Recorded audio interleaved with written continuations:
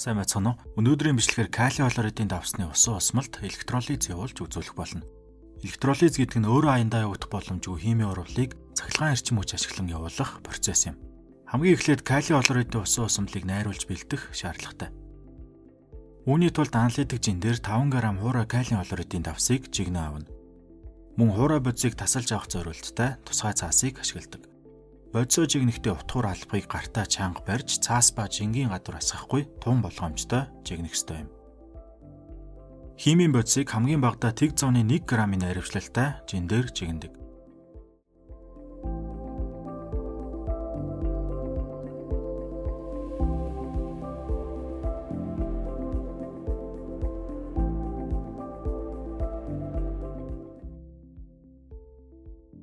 Химийн бодисын уусамлыг найруулж бэлдэхдээ хэмжээст колб буюу волюметрик фласкыг ашигладаг. Энэхүү колб нь 5 мл-ээс 10,000 мл хүртэлх өөр олон хэмжээтэй байдаг. Өнөөдрийн туршилтад 100 мл эзлэх үнэтэй хэмжээст колбыг ашиглаж байна. Жигнэн авсан хуурай бодисыг 100 мл эзлэх үнэтэй хэмжээст колбондоо юулуур ашиглан хийж дээрээс нь бүрэн эрдэсгүйжүүлж олон удаа шүүсэн усыг баг багаар нэмнэ. Химийн бодисын усан усамлыг найруулж бэлдэхдээ зөвхөн ямар ч эрдэсгүй болгон йонгүйжүүлсэн усыг ашиглах ёстой. Ундны ус юм уу үйлдвэрийн савтай цэвэр усыг огт ашиглаж болохгүй. Учир нь эдгээр ус нь эрдэсийн агуулгатай бага хэмжээний бусад бодисыг өөртөө агуулж байдаг гэсэн үг юм. Хэмжээст колб нь өөрийн эзлэхүүний хэмжээг наривчлал сайтай тэмдэглэсэн тусгай зураастай байдаг. Тийм учраас яг энэхүү хэмжээс хүртэл нь усамлыг дүүргэж бэлдэх шаардлагатай. Электролизыг явуулахдаа юу хэлбэрийн шилэн хоолойг сонгосон. Шилэн хоолойнд калий хлоридын усан усамлаа хийгээд 2 электродыг дүүрнэ.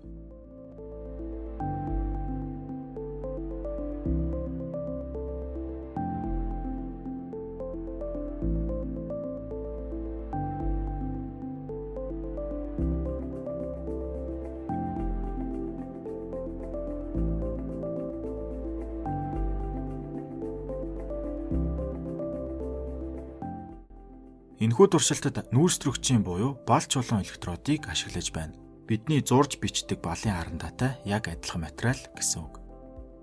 Электрод гэдэг нь химийн бодисд цахилгаан эрчим хүчийг дамжуулан оруулж мөн буцааж гаргах үүрэгтэй цахилгаан дамжуулагч материал юм. Нүүрстрөгч буюу балч чулуун нь металлуудын адилаар цахилгааныг маш сайн дамжуулагч байдаг. Усны молекул нь өөрөө тодорхой хэмжээнд эерэг цэнэгтэй устрөгч катион, сөрөг цэнэгтэй гидроксид анион болж задарсан байдаг учраас цахилгааныг дамжуулж чаддаг. Тийм учраас усаар дамжин цахилгаанд цохиулах аюул байдаг. Мөн усанд дуусдаг төрлийн ионт нэгдэл нь жишээ нь бидний ашиглаж буй калий хлорид нь усанд сайн устдаг учраас эерэг цэнэгтэй калий катион мөн сөрөг цэнэгтэй хлорид анионыг үүсгэж иончлогддог. Цахилгаан дамжуулах чадвартай усанд мөн цахилгаан дамжуулах чадвартай калий ба хлорид ионууд нэмэгдэж орсноор үүсч буй усан усамлын цахилгааныг илүү сайн дамжуулах боломжтой болж байна. Тиймээс усан усмалд цахилгаан эрчим хүчээр үйлчилж өөрөө аяндаа явагдах боломжгүй химийн урвалыг ионуудын хоорондын электроны шилжилтээр явуулж байгаа гэсэн үг юм. Тогтмол гүйдлийн тэжээлийн үүсгэр буюу direct current power supply төхөөрөмжийг ашиглан усан усмалд цахилгааныг дамжуулж байна. Энэхүү төхөөрөмжийг 220 вольтын цахилгаан тэжээлд залгаан ажиллуулдаг ба үүсгэх цахилгаан хүчтэй ба гүйдлийн хүчийг нь тохируулах боломжтой юм. Баруун талын балч чулуун электродод улаан өнгийн цахилгааны утсаар эерэг туйлыг залгасан учраас энэхүү электрод нь эерэг цэнэгээр цэнэглэгдсэн байгаа.